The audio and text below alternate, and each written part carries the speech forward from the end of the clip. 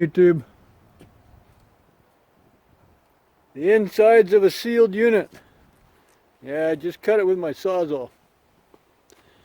No grinder dust for me. I do believe the steel. See the hose? I'm draining my rain barrel. It's heavy steel. It's thick enough.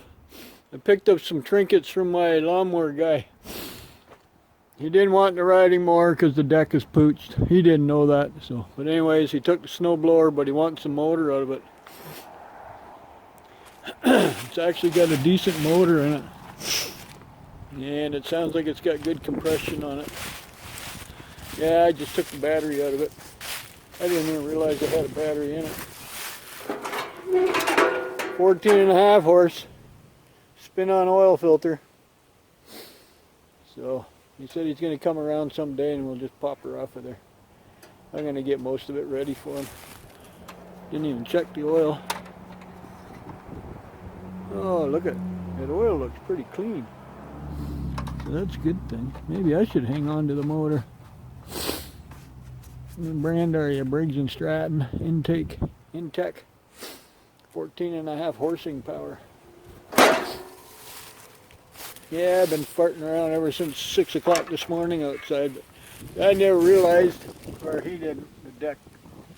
He says trying to find a deck for this old machine, and by the time you put a lot of money into it, he says you ain't getting that back out of it. So that's what he does. He either keeps them for parts or, see, he gave me a little rotor tiller too. He said the amount of money he's got to put into it to get it fixed, he says it ain't worth it. He says nobody will pay it just to get his money out that he put into it. So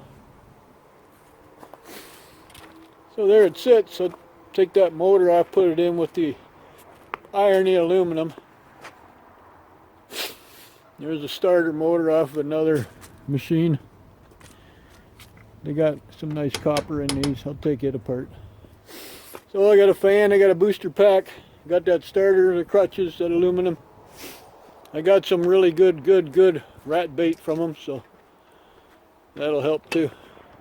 So anyways, I was just farting around with a sealed unit. Last one I took apart was aluminum windings, so that's why I'm kind of hesitant on doing them. But Sawzall blades, you get the carbide steel Diablo or the Milwaukee brand. They both work really good if you get the carbide ones, carbide tipped. Yeah, that one. That's Diablo. Carbide tipped. You can get a heavier duty one too, but it's like 40 bucks a blade. That one's like 10 bucks a blade, unless you get lucky. 1 for 1, 1 plus 1. So it is copper. Gave it a little scritch with the Sawzall. So 4 bolts to take that motor out. And that looks like copper, doesn't it? But it's not. I put the magnet to it. It's steel. That stuff likes to really fool you. They're bastards for that, you know. Bastards.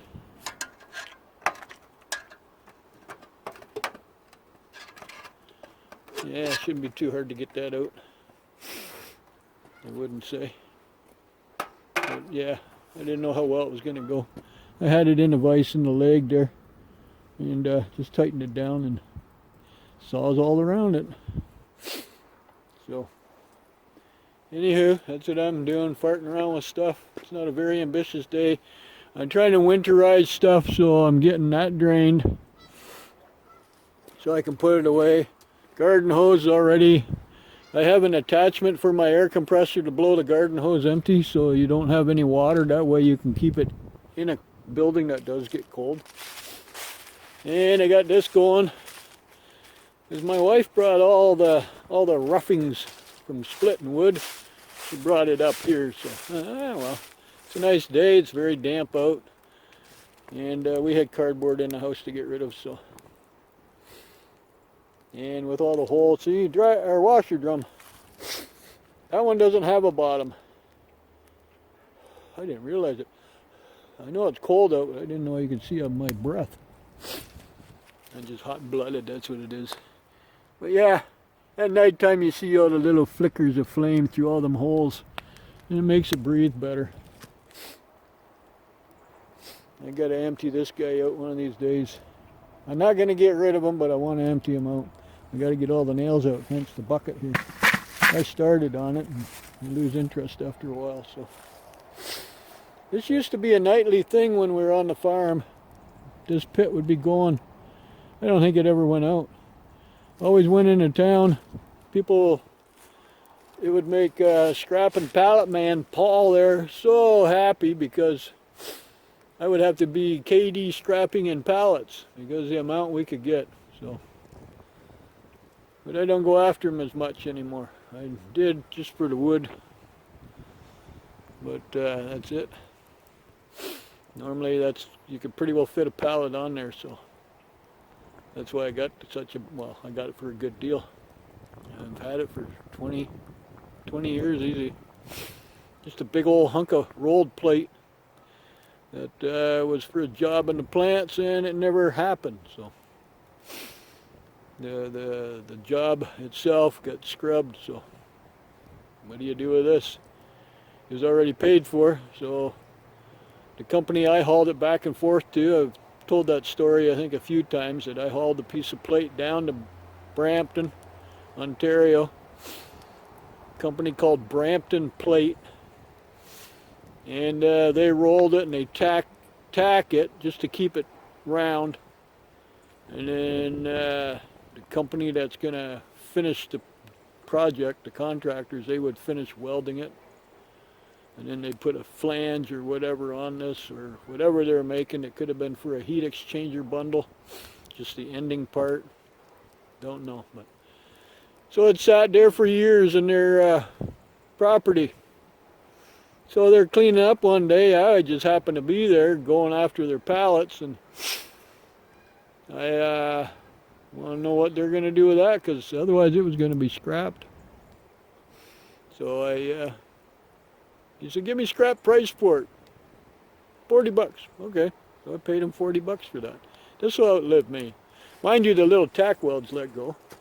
As you can see on that side, it's open now. But that don't matter. Helps let the water drain out, right? But I want to clean it out, so. And I'm getting long-winded. So I'm going to go back to that. I'm not having the camera sitting on a tripod because it's 4 bolts. I'll take it out and you'll see the end result. So I'm kind of wandering around lost. The geese are back. People are going to the recycling yard. The rodents are running around amok, you know, amok. So I'm going to unbolt that and I'll get back to you, and just that way you can see what size the motor is. Okay, 4 bolts. That's all it took. Get that apart.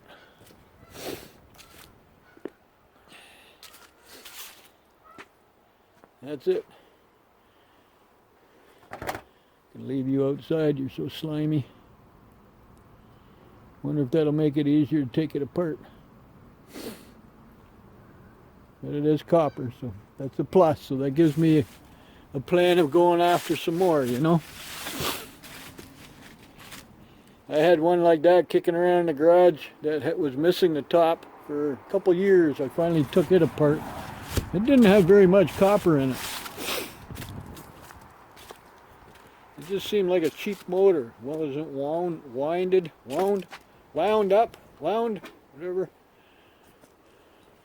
Too much. That's a magnet motor. I call them magnet motors because they have a magnet. It's just the rotor that's in here. But we'll decide when we take it apart if that rotor is worthwhile taking apart. Because I have some more in there, rotors that I'm going to take apart. There's the motor bucket started again. Another one. And I dump it in the freezer outside. So, and my copper is started up. I got nice copper out of those electrical boxes. But here they classify that as number 2. Mike's lucky, he gets it for number 1. Those bus bars, I guess is what you call them. This guy has to be taken out yet. I got to pound that through to get the rotor out. Oh no, this one's screwed in. Okay. So there you have it. Saturday morning's doings. A little bit of this and a little bit of that. Well, I guess I better remember to do that. I keep forgetting about that, you know. What? This.